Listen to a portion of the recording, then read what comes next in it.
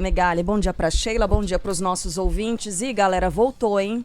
Cheiro de queimado voltou em São Paulo. Desde o fim do dia de ontem, nessa manhã já deu pra sentir bem forte. É o cheiro mesmo de queimada em outras partes. Em São Paulo a gente tem a condição melhor, né? Menos focos de incêndios, mas pelo país e sobretudo na região norte, ainda são milhares de focos de incêndio. Coisa voltou a pegar, onda de calor no sudeste, né? Então São Paulo, hoje a temperatura vai subir bastante. Minas Gerais também a gente deve ter, Rio de Janeiro. Hoje vai ser uma competição para ver qual vai ser a cidade mais quente. Aliás, ontem, São Paulo teve o dia mais quente do ano, né? Foi? Confirmado? Foi 35,1. 35. Acho que a confirmação oficial vem às 9 da manhã, não é isso? Lá no Mirante de Santana. Não, aí é da madrugada, entendeu? Ah, da madrugada. Ontem a gente estava falando da temperatura Ontem já mais valeu. alta, que foi no meio da tarde de ontem. Caramba, quanto? 35,1. Uma das maiores da história de São Paulo, se eu não me engano. Minha gente, bom, mas deu pra sentir, né? Dia mais quente do ano, é isso aí. Olha só. Ô, Sheila, Calor extremo, alerta de incêndio até quinta-feira, até amanhã. Aí na sexta vai começar a virar, né? ô, Sheila, Carla, faz tempo que eu parei de ver as mensagens do chat do YouTube, né? Aquele clube da luta lá e tal. Ah, É um eu negócio também não assim pra consigo. sua saúde, Ring, né? né? Ring. O médico recomendou que você não olhe pra aquilo, porque é feio, né? É um acidente de trem, né? Durante algum tempo aquilo te encanta pelas piores maneiras possíveis, né? Setembro Amarelo, saúde mental, É né? um negócio Importante dar uma fascinante, olhada. assim, mas chega uma hora que isso começa a destruir a sua vida. Então faz alguns meses que eu não olho pra esse troço. Só que a Roberta deixou aberto aqui, aí eu fui lá e meu olho já foi numa mensagem do Vando, em que se lê: então, o gala do Megali tá doente, tá mal, tá sofrendo da doença hemorroida. Meu Deus. Não pode trepar no pau do puleiro pra gritar. Tá tudo pra fora, viu? Ai, como dói.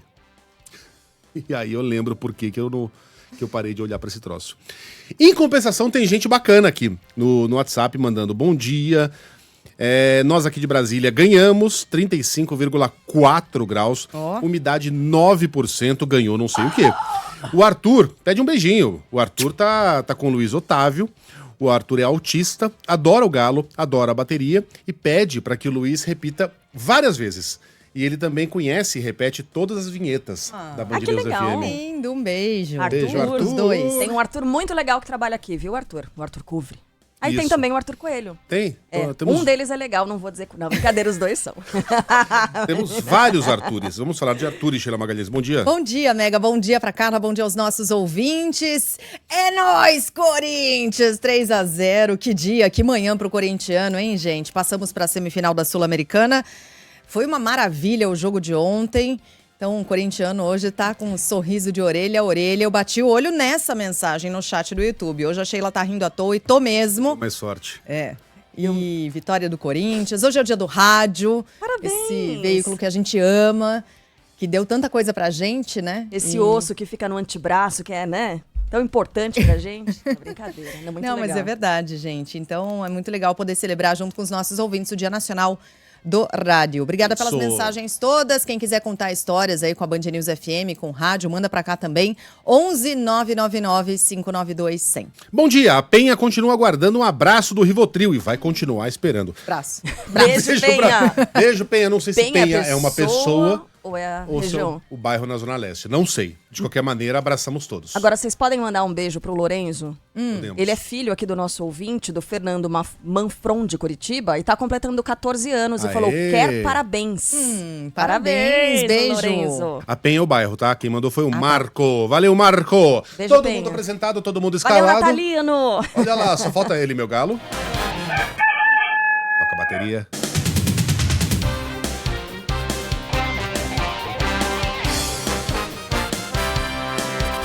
Com a 7ª onda de calor de 2024, pelo menos 5 capitais podem registrar as maiores temperaturas do ano hoje, hein? Os recordes devem ser batidos em São Paulo, Rio de Janeiro, Belo Horizonte, Campo Grande, Brasília.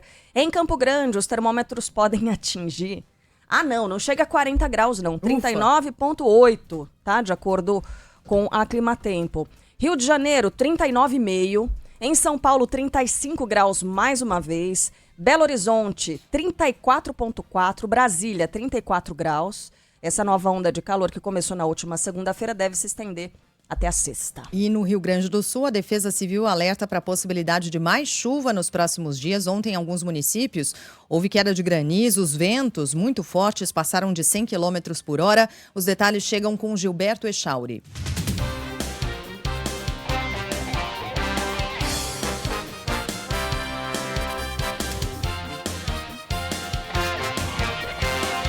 Segue válido para esta quarta-feira um alerta do Instituto Nacional de Meteorologia para a possibilidade de temporais no Rio Grande do Sul. O IMET classificou o alerta na região sul gaúcha como vermelho, que indica perigo, e foi na metade sul onde os maiores danos foram registrados. Na última madrugada, moradores de Arambaré e São Lourenço do Sul relataram queda de granizo. Os acumulados já passam dos 150 milímetros. Em Dom Pedrito, também na região sul, 3 famílias tiveram que sair de casa de forma preventiva devido ao aumento do nível do rio Santa Maria. Segundo a prefeitura, eles estão alojados no Parque de Exposições do município, onde uma estrutura foi montada para acolher mais moradores.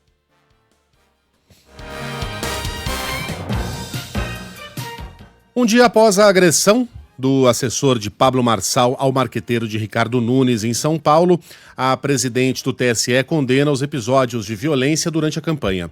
Ontem, sem citar o debate do Flow, Carmen Lúcia disse ter acionado a Polícia Federal para dar celeridade às punições e que a Justiça Eleitoral não irá tolerar esse tipo de situação. Segundo ela, a violência praticada no ambiente da política desrespeita não apenas o agredido, mas ofende toda a sociedade e a democracia. Quem tem as informações direto de Brasília é João Pedro Melo. João Pedro, belas palavras, mas haverá consequências práticas, não só da agressão ao assessor do Ricardo Nunes, mas em relação a tudo que está acontecendo na eleição de São Paulo. Bom dia para você. Oi, Megali, bom dia a você, bom dia a todos que estão nos acompanhando. Pois é, Carmen Lúcia disse que acionou os órgãos responsáveis, né? Polícia Federal, Ministério Público Eleitoral, entre outros, né? Essa fala da ministra Carmen Lúcia foi feita ontem, durante a abertura da sessão do Tribunal Superior Eleitoral, e exatamente um dia depois do videomaker de Pablo Marçal ter dado um soco no rosto do marqueteiro de Ricardo Nunes, isso durante o debate do Flow. Ela pediu que os partidos e os candidatos se deem ao respeito e, abre aspas, tomem tenência. Isso contra cenas de pugilato e desrazão, segundo ela, que contaminaram o debate político no Brasil. A ministra fez questão de reforçar que a política não é violência, mas sim a superação desses atos violentos. Política não é violência, é a superação da violência. Violência praticada no ambiente da política desrespeita não apenas o agredido, senão que ofende toda a sociedade e a própria democracia. Por despreparo, descaso ou tática ilegítima e desqualificada de campanhas, atenta-se contra cidadãs e cidadãos, atacam-se pessoas e instituições e, na mais subalterna e incivil descompostura, impõe-se às pessoas honradas do país que querem apenas entender as propostas que os candidatos oferecem para a sua cidade, sejam elas obrigadas a assistir cenas abjetas e criminosas que rebaixam a política a cenas de pugilato, desrazão e notícias de crimes. Bom, falei aqui sobre o Ministério Público Eleitoral, na verdade é o Ministério Público Federal que foi acionado pela ministra Carmen Lúcia para investigar essa situação. Ela destacou ontem o seguinte, que condutas violentas não serão aceitas e os praticantes desses atos serão investigados e punidos com o rigor da lei. Agressões físicas, atentados contra pessoas, em especial contra mulheres, e todas as agressões praticadas no processo eleitoral e que vêm aumentando em demonstração de ensurdecedor retrocesso civilizatório, não serão aceitos pela Justiça Eleitoral. O Judiciário Eleitoral brasileiro espera que os próximos sejam dias de revisão de condutas dos que agridem a democracia brasileira e arranham a face cívica das pessoas de bem do país. Todas as condutas violentas que constituam infrações eleitorais ou crimes serão investigadas, seus agentes processados com prioridade, urgência qualificada, para que a eles seja aplicada a lei.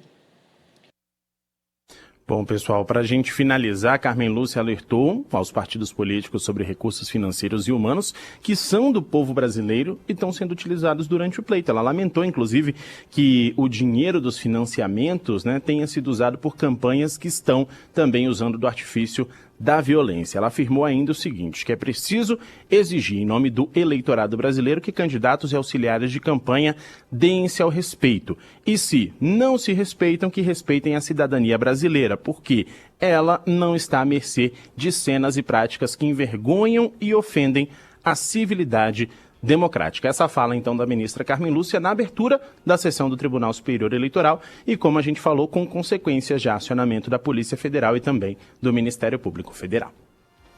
Uma fala importante da ministra Carmen Lúcia. Acho que nesse momento em que é preciso... Se bem que a gente está há pouco mais de uma semana, né, do primeiro turno, e o que havia de incivilidade a gente já viu demais. O que havia de desrespeito, de violência, de virulência, a gente já viu bastante. Até aqui em algumas campanhas, em particular, a gente também está falando aqui de São Paulo, depois de 2 cenas de selvageria, né, de agressão. Mas uma fala importante, pelo menos para tentar colocar a bola no chão e pregar civilidade, né? Acho que é isso acima de tudo e respeito à democracia.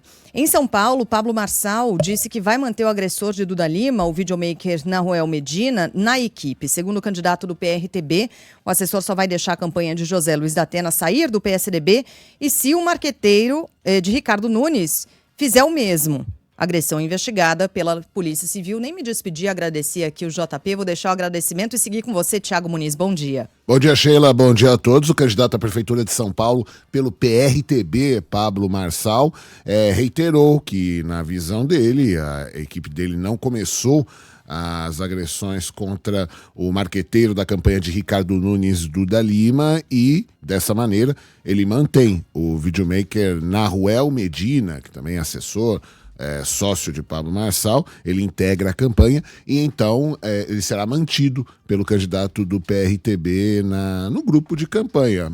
Mas, como você disse, ele disse que Medina eventualmente pode deixar o cargo. Isso se José Luiz da Atena, do PSDB, o candidato efetivamente, e que ele deixe a campanha e que Duda Lima, o marqueteiro de Ricardo Nunes, também deixe a disputa eleitoral. Então ele coloca em equivalência aí o soco desferido por Nahuel Medina, a cadeirada desferida por José Luiz da Atena em outro debate, e aí o que ele considera que houve uma agressão também por parte de Duda Lima. Nós relembramos, na noite de segunda-feira, houve o debate promovido pela plataforma de podcast Flow e pelo Nexo Governamental 11 de Agosto, um órgão ligado à Faculdade de Direito da USP, e no momento em que Pablo Marçal era expulso do debate pelo mediador jornalista Carlos Tramontina, no finalzinho do encontro, Nahuel Medina se aproximou de Duda Lima tentou afastar o celular dele e logo depois Nahuel vira e dá um soco em Duda Lima, soco que feriu o marqueteiro na sobrancelha. Ele teve que levar 6 pontos e registrou um boletim de ocorrência por lesão corporal. Portanto, Pablo Marçal condiciona a saída do videomaker a essas condições. Então, na prática, ele mantém o videomaker na equipe, porque essas condições muito dificilmente serão satisfeitas. Permanece, portanto, na equipe de Pablo Marçal, Nahuel Medina. E no final das contas, palavras e nenhuma ação concreta. A Sheila disse a verdade. São palavras importantes, mas palavras têm bastado para conter a baixaria em São Paulo? Em todo o Brasil? E vieram tarde, né? Não. Relativamente tarde agora, Vieram né? muito tarde, porque a baixaria já estava instalada faz semanas, antes mesmo das agressões físicas, e é incrível que a gente fale as agressões físicas, né? No plural. No plural. Não foi um caso isolado. Não é mais um caso isolado. São agressões físicas partindo de candidatos, de assessores, físicas e verbais, né? Se eles se comportam assim, como se comportará o eleitor aqui no andar de baixo? Então, no final das contas, tudo segue como dantes. Agressores, agredidos, provocadores, provocados, seguem lá. E teremos outros debates, né? Até o final da campanha, a ver o que esse circo de horrores nos reserva para o seu grande finale. Obrigado, Thiago. Eu que agradeço. Em Minas Gerais, o governador Romeu Zema avalia que a campanha de Pablo Marçal indica que a direita pode ter frentes diferentes na eleição de 2026. Para ele, mesmo que não leve a Prefeitura de São Paulo, o candidato do PRTB abre uma nova fileira fora do domínio de Jair Bolsonaro. Daniel Abreu. O governador Romeu Zema vê uma nova direita no Brasil fora do domínio do ex-presidente Jair Bolsonaro. Ele expôs esse pensamento em conversa com jornalistas do Grupo Bandeirantes em Minas Gerais nesta terça-feira. Zema fez a afirmação se referindo à campanha de Pablo Marçal, do PRTB, à Prefeitura de São Paulo. Segundo ele, a postura de Marçal nesta corrida eleitoral tem mostrado que a direita pode ter frentes diferentes nas eleições de 2026, quando iremos votar para presidente da República. Bem, a gente vai voltar a falar sobre essas questões políticas aqui ao longo do dia. Agora, eu não sei se eu mudo a trilha, eu imagino que sim, porque isso aqui está nas páginas policiais, né? Isso é violência política, mas a gente vai falar do assassinato de um candidato a vereador em Nova Iguaçu. Estaria relacionado à política esse crime ou não? Conta mais pra gente, Vinícius Calixto. A Delegacia de Homicídios da Baixada Fluminense apura a motivação do assassinato de um candidato a vereador de Nova Iguaçu. Joãozinho Fernandes do Avante foi morto a tiros na noite desta terça-feira no bairro Cacuia. Outras 2 mulheres que estavam com ele no carro também foram atingidas. Célia Regina da Silva Faria, de 64 anos, e Joilma Melo de Oliveira, de 52, foram socorridas para o Hospital Geral de Nova Iguaçu, na mesma região. O quadro de saúde delas é estável. O presidente Lula tem uma série de compromissos hoje, depois de participar da Assembleia Geral da ONU. Vai se encontrar, por exemplo, com os presidentes da África do Sul, da Colômbia e da Guatemala e comparecer à sessão de abertura da reunião ministerial do G20, os 20 países mais desenvolvidos do mundo. Mais tarde, Lula retorna ao Brasil. Ontem, no primeiro dia da Assembleia Geral da ONU, o conflito no Oriente Médio dominou as atenções dos líderes dos 196 países que integram as Nações Unidas. Como manda a tradição, o presidente brasileiro abriu a série com um discurso de cerca de 20 minutos. Lula criticou os gastos militares e condenou os ataques de Israel no conflito com o Hamas na faixa de Gaza. E ainda alertou para os perigos da recente escalada de tensão com Hezbollah no Líbano. O uso da força, sem amparo no direito internacional, está se tornando a regra. Em Gaza e na Cisjordânia, assistimos a uma das maiores crises humanitárias da história recente e que agora se expande perigosamente para o Líbano. O que começou como ação terrorista de fanáticos contra civis israelenses inocentes tornou-se uma punição coletiva de todo o povo palestino. São mais de 40 mil vítimas fatais, em sua maioria mulheres e crianças. O direito de defesa transformou-se no direito de vingança, que impede um acordo para a liberação de reféns e adia o cessar-fogo. Lula também cobrou ações contra as mudanças climáticas e citou exemplos do próprio Brasil. 2024 caminha para ser o ano mais quente da história moderna. Furacões no Caribe, tufões na Ásia, seca e inundações na África e chuvas torrenciais na Europa deixam um rastro de morte e de destruição. No sul do Brasil, tivemos a maior enchente desde 1941. A Amazônia está atravessando a pior estiagem em 45 anos. Incêndios florestais se alastraram pelo país e já devoraram 5 milhões de hectares apenas no mês de agosto. O meu governo não terceiriza a responsabilidade e nem abdica da sua soberania. Já fizemos muito, mas sabemos que é preciso fazer muito mais. Mais uma vez, Lula cobrou reformas nos conselhos da ONU. Na fundação da ONU, éramos 51 países. Hoje, somos 193. Várias nações, principalmente no continente africano, estavam sob domínio colonial e não tiveram voz sobre seus objetivos e funcionamento. Inexiste equilíbrio de gênero no exercício das mais altas funções. O cargo de secretário-geral jamais foi ocupado por uma mulher. Estamos chegando ao final do primeiro quarto do século XXI, com as Nações Unidas cada vez mais esvaziada e paralisada. Fala? Uhum. Sim? Não, sim. É importante tocar nesse ponto, né? Você estava falando fora do ar, perguntando se a gente tinha justamente esse trecho do Lula dizendo que o cargo ali da direção, né, da Organização das Nações Unidas jamais foi ocupado por uma mulher, falando sobre o esvaziamento da ONU, mas chamando para essa questão da equidade de gênero E aí isso chama atenção para outros tantos pontos do discurso. Defesa no discurso, mas na prática, e aí? Por exemplo, ações contra mudanças climáticas, né? Ações para proteger o meio ambiente. O governo não está fazendo tudo o que diz que faria, né? Que disse que faria, não. Não está fazendo e está se demonstrando perdido da mesma forma quanto à equidade de gênero, né, Megali? Até dá para entender, é um discurso, né? Em que Lula, de certa maneira, vende o Brasil, mas a nossa função aqui não é fazer discurso de elogios.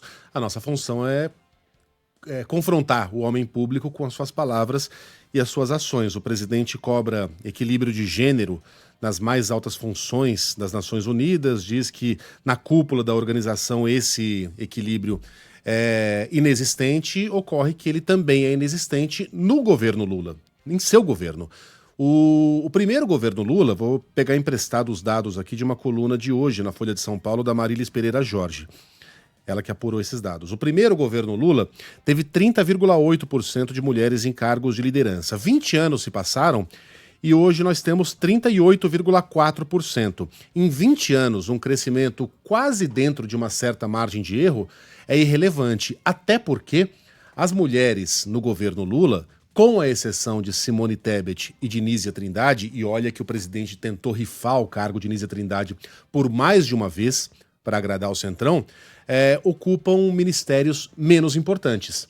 E quando Lula precisa entregar uma cabeça de bandeja ao Centrão, geralmente são cabeças femininas. Que o digam Daniele Carneiro, ex-ministra do Turismo, que o diga... me ajuda aqui, a jogadora de vôlei, a Ana Moser, que foi rifada para que André Fufuca assumisse o Ministério dos Esportes, faltando um pouco mais de um ano para os Jogos Olímpicos. Jogos Olímpicos. Né?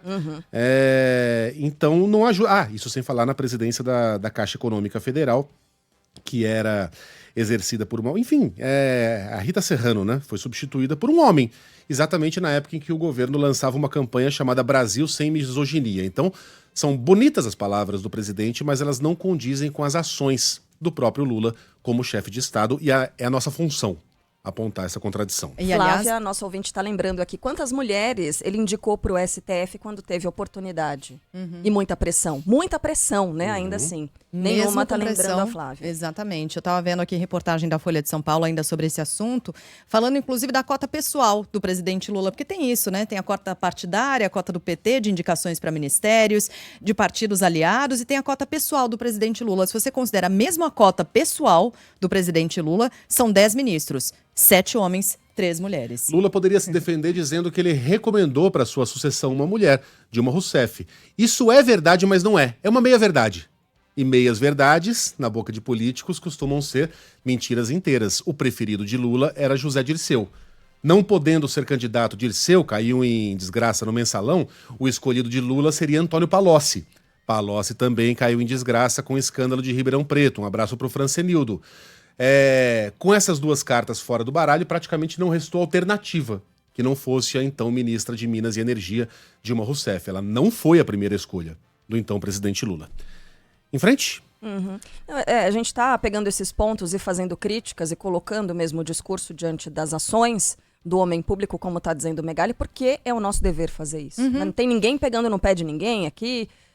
Deixa o homem trabalhar, ele está trabalhando. Só para destacar alguns pontos importantes também desse discurso, o presidente da República falou, além desses conflitos atuais, né? Ele abriu o discurso dele falando sobre o que está acontecendo no Líbano, e é muito importante. Lembrou da guerra da Ucrânia, mas também lembrou de Sudão e Iêmen, que são conflitos que costumam ficar escondidos e ninguém lembra. E sempre quando a gente está falando sobre outros conflitos, vira e mexe, chega a mensagem de gente falando, do Sudão vocês não falam nada. Então ele lembrou disso. Muito bem lembrado. E também colocou a questão da fome, que é uma bandeira dele, da vida política dele como um todo, de toda a trajetória política, e é uma questão importante mesmo de ser colocada sempre, né? Porque a fome não é algo natural, como ele disse, é resultado de escolha política.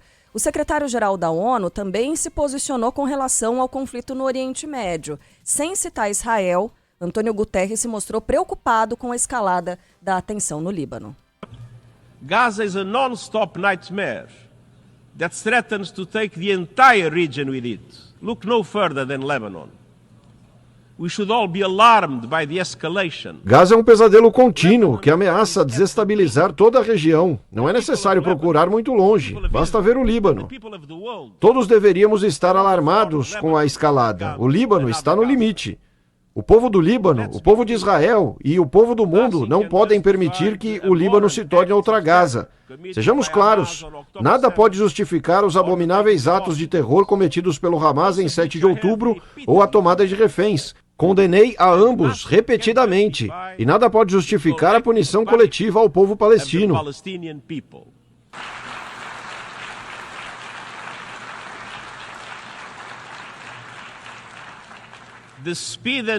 A velocidade e a escalada da matança e da destruição em Gaza são diferentes de tudo que vivenciei nos meus anos como secretário-geral. O presidente dos Estados Unidos, por sua vez, voltou a defender um cessar-fogo na região. Foi o último discurso de Joe Biden antes de deixar o cargo em novembro. Agora é tempo das partes finalizarem os termos de um acordo de cessar-fogo, trazer os reféns para casa, garantir a segurança de Israel e de Gaza, livre do Hamas, e terminar esta guerra. Hoje o Conselho de Segurança da ONU se reúne para discutir o conflito entre Israel e o Hezbollah no Líbano. Até agora, os ataques das forças israelenses deixaram quase 600 mortos, incluindo 50 crianças e mais de 1.800 feridos. E quem vive na região espera a ajuda do governo brasileiro para deixar o país. É o caso da estudante Fátima Chateau, que está em Beirute. A gente veio para uma área mais segura e, mesmo assim, a gente continua com medo porque a situação está piorando. O nosso medo é que o aeroporto seja bombardeado e aí que a gente realmente não consiga sair do Líbano. Desde o início desses ataques, as forças de defesa israelenses alegam que o alvo dos bombardeios é o Hezbollah. O grupo extremista é acusado de apoiar o Hamas nos atentados a Israel naquele 7 de outubro do ano passado. Em 2006, as desavenças já resultaram numa outra guerra, conforme lembra aqui o advogado, mestre em Direito Internacional pela USP, Vitor Del Vecchio.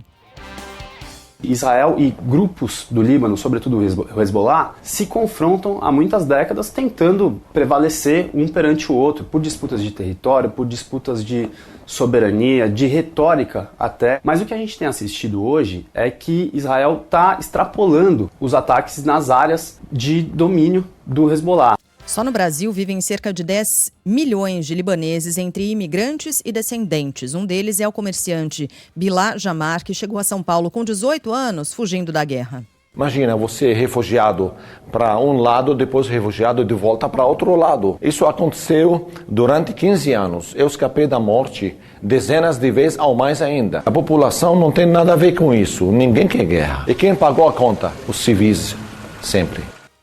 Em meio ao conflito, o governo federal deve decidir ainda nesta semana sobre uma eventual operação de resgate de brasileiros no Líbano.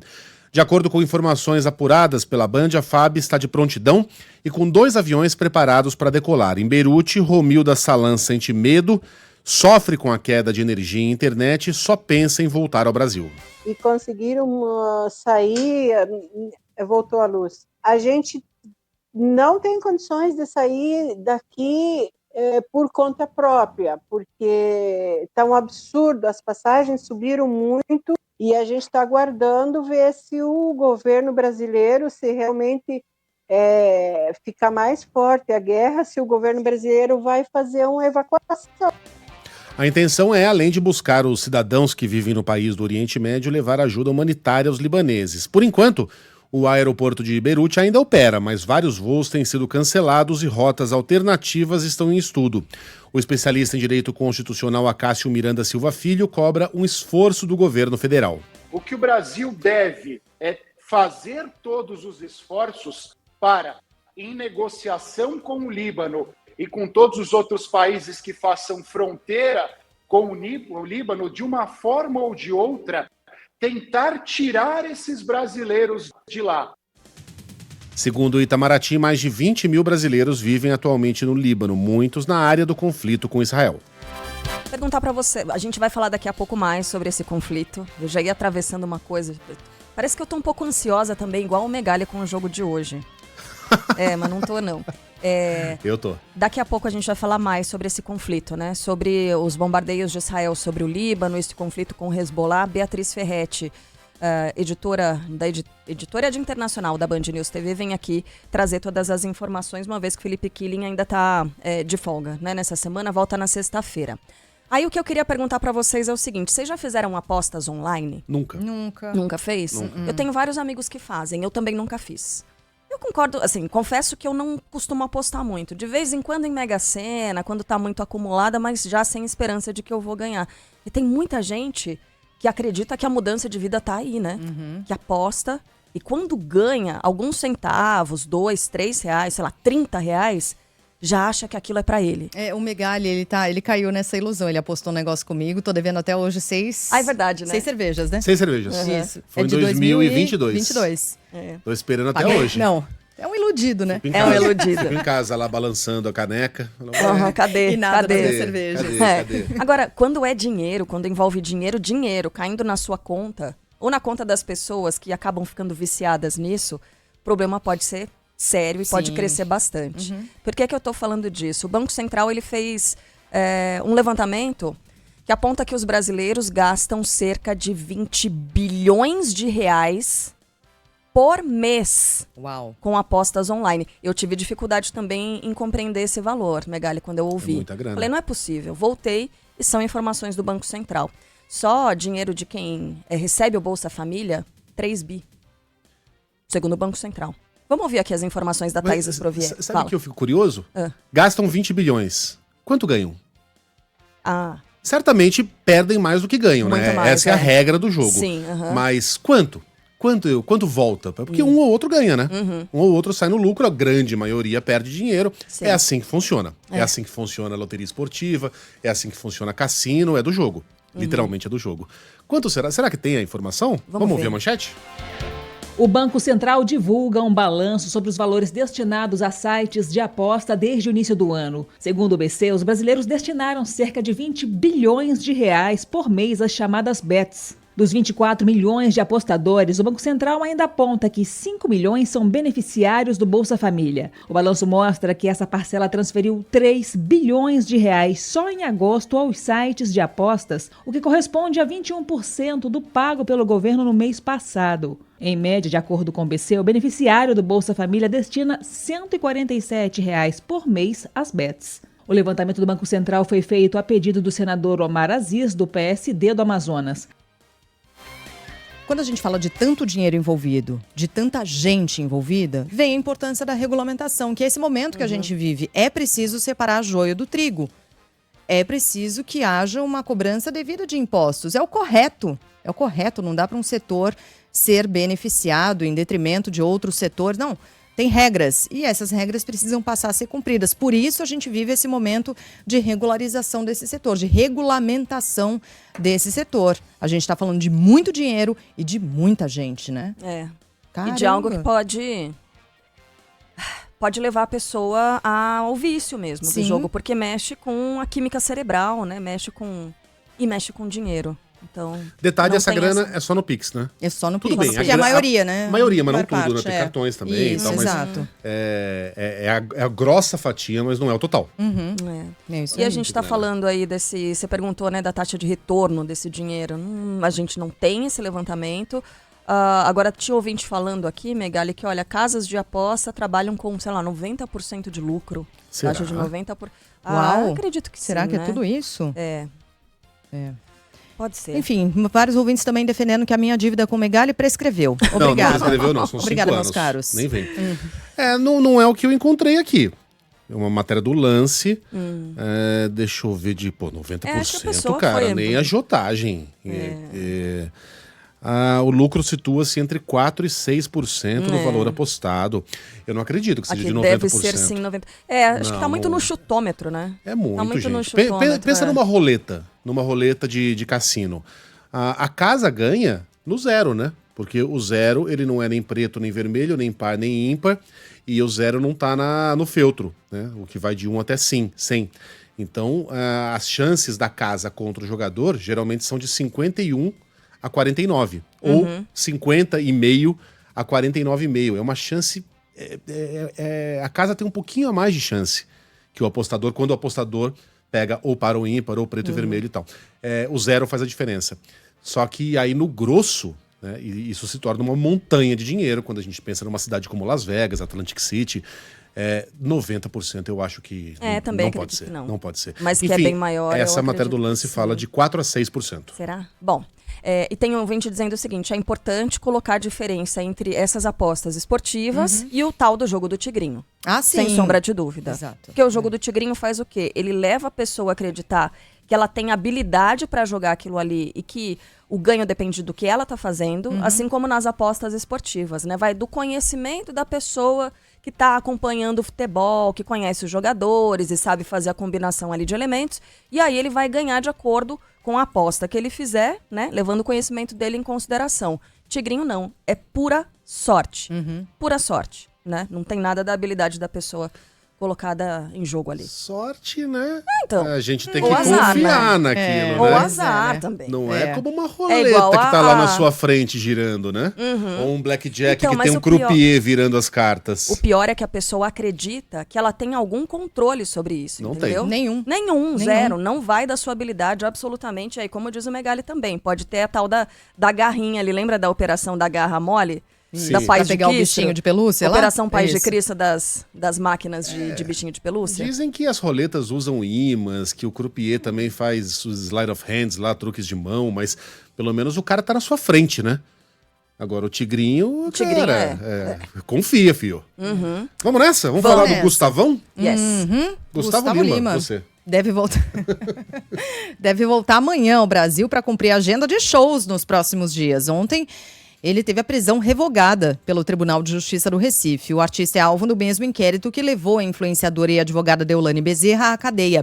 A investigação apura um esquema de lavagem de dinheiro por meio de quê? Jogos ilegais na internet. Conta tudo pra gente, Cacá Barbosa. A influenciadora Deolane Bezerra e a mãe dela, Solange Bezerra, já estão em liberdade. Elas se reencontraram ontem após saírem da prisão no início da tarde. Deolane e Solange são investigadas na Operação Integration, que apura um suposto esquema de lavagem de dinheiro envolvendo casas de apostas online, as chamadas bets. Mãe e filha foram soltas após o Tribunal de Justiça de Pernambuco acatar um pedido de habeas corpus que beneficiou 18 investigados nessa operação, incluindo Darwin Henrique da Silva Filho, dono da Esportes da Sorte, uma das empresas investigadas. Deolane estava na colônia penal feminina de Buíque, no Agreste de Pernambuco, desde o dia 10 de setembro, e Solange na colônia penal feminina no bairro da Iputinga, zona oeste do Recife, onde estava presa desde o dia 4 deste mês. A medida ainda contemplou José André da Rocha Neto e Aisla Sabrina Truta Henriques Rocha, casal dono da empresa Vai de Bet, sediada em Campina Grande, na Paraíba. De acordo com as investigações, eles viajaram com o cantor Gustavo Lima, que também teve a prisão preventiva revogada pela Justiça, para a Grécia no início deste mês, poucos dias após a operação ser deflagrada. O artista sertanejo possuía contra si um mandado de prisão determinado na última segunda-feira pela juíza Andréa Calado da Cruz, da 12ª Vara Criminal do Recife, mas que não chegou a ser cumprido porque ele deixou o Brasil na madrugada desse dia em um voo privado que saiu do aeroporto de Guarulhos, em São Paulo, com destino a Miami, nos Estados Unidos. Ao revogar o mandado de prisão, o desembargador do Tribunal de Justiça de Pernambuco, Eduardo Guilhot Maranhão, que é o relator do caso, afirmou que as justificativas dadas para a prisão constituem meras ilações impróprias e considerações genéricas. Em nota, a defesa de Gustavo Lima disse que recebeu a decisão com muita tranquilidade e sentimento de justiça, que o artista tem vida limpa e carreira dedicada à música e aos fãs e que vai adotar medidas judiciais para obter o mínimo de reparação a todo o dano causado à imagem do cantor. Bom, a gente vai falar mais detalhadamente no horário local, mas o Timão ontem atropelou Fortaleza 3-0,